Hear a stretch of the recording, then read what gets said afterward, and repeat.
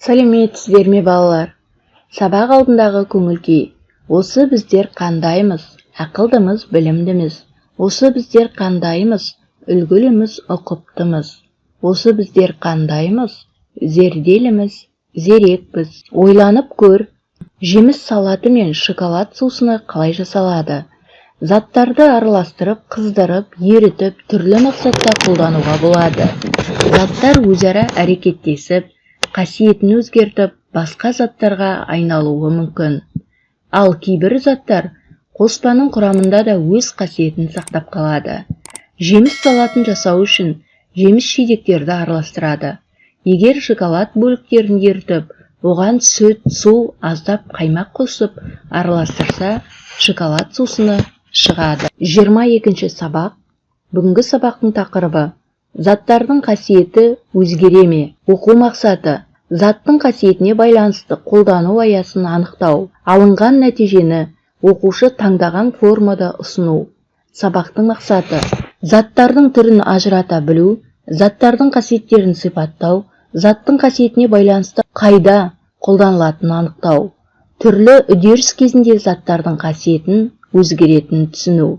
Нәтижені оқушы таңдаған формада ұсыну. Жент жасағанда тарының қасиеті өзгере ме?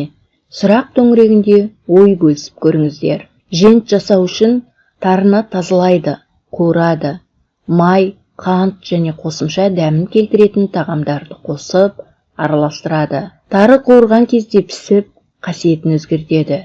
Ол женттің құрамында да тары болып қала береді. Пептограммаға қарап, құлпынай тосабын дайындау үдерісін айтып бер. Бұл жерде құлпынай берілген. Құлпынайды тазалап жуамыз, үстіне секер саламыз, кастрөлге салып, аздап су құйып, жай жанып тұрған отқа қоямыз. Жаймен қайнап тосапқа айналады. Заттар түрлі үдеріс кезінде басқа заттарға айналады.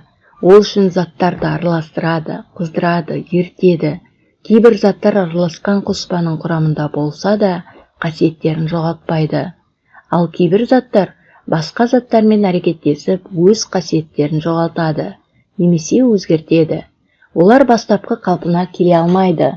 Адамдар заттарды қосу, араластыру арқылы заттың қасиеттерін жақсартуды, құрамын өзгертіп, басқа заттар жасауды үйретеді. Сүттен не жасалады? Сүттен не әзірленетінін білесің бе? Қай кезде сүттің қасиеті өзгереді? Қай кездерде жаңа зат пайда болады?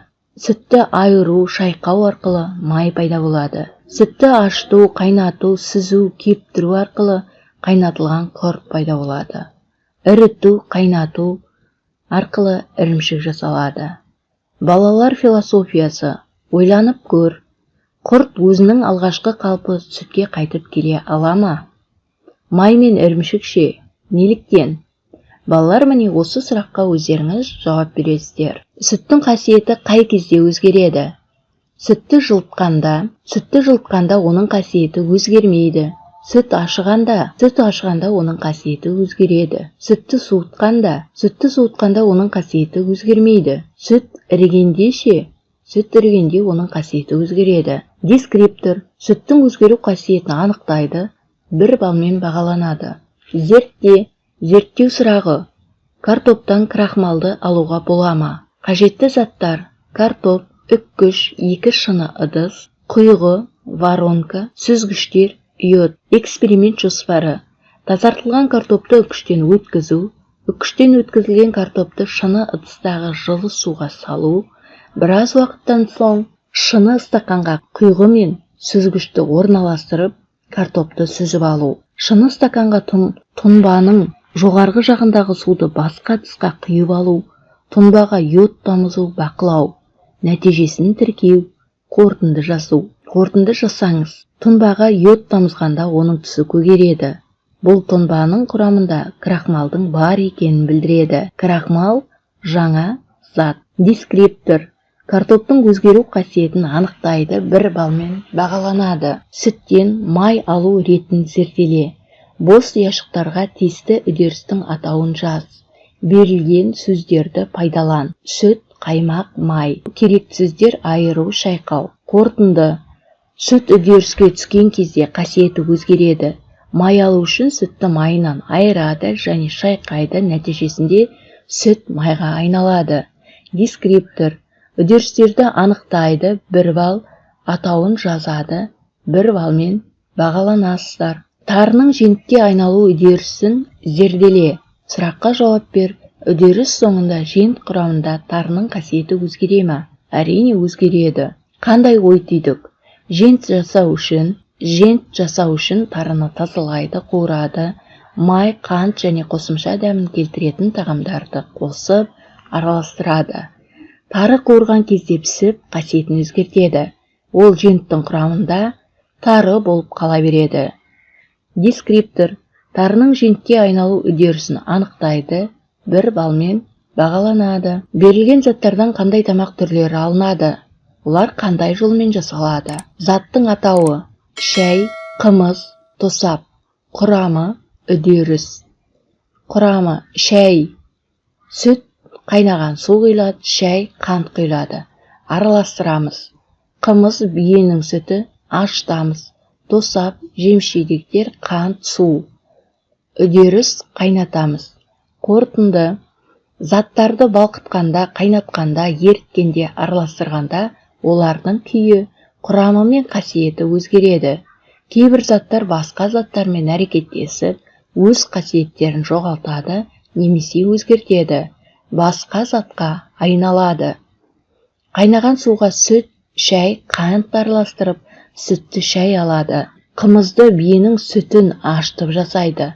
Тосап қайнатқанда жеміс-жидектер, қант, су пайдаланады. Дескриптор берілген заттан тамақтың дайындалу жолын атайды, 1 балл. Үдерістерді анықтайды, 1 балл. Сөйлемді аяқта.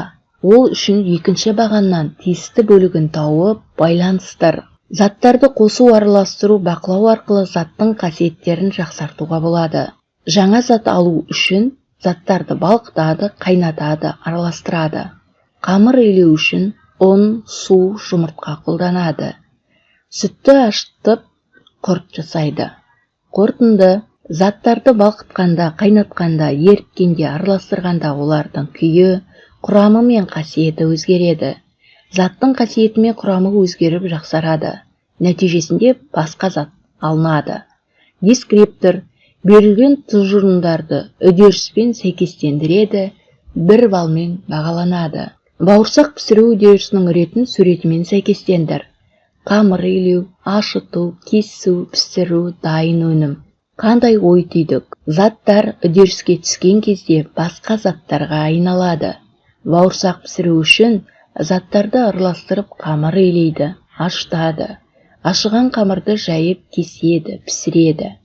Дескриптор бауырсақты пісіру үдерісін суретпен сәйкестендіреді, 1 балмен бағалайды. Сабақтың соңы: бізде бәрі жақсы, түсінбегенім бар, қателіктер жібердім. Ештеңе түсінбедім, өз ойыммен бөлісе аламын. Заттар өзара әрекеттесіп, қасиеттерін өзгертіп, басқа заттарға айналатынын білдік.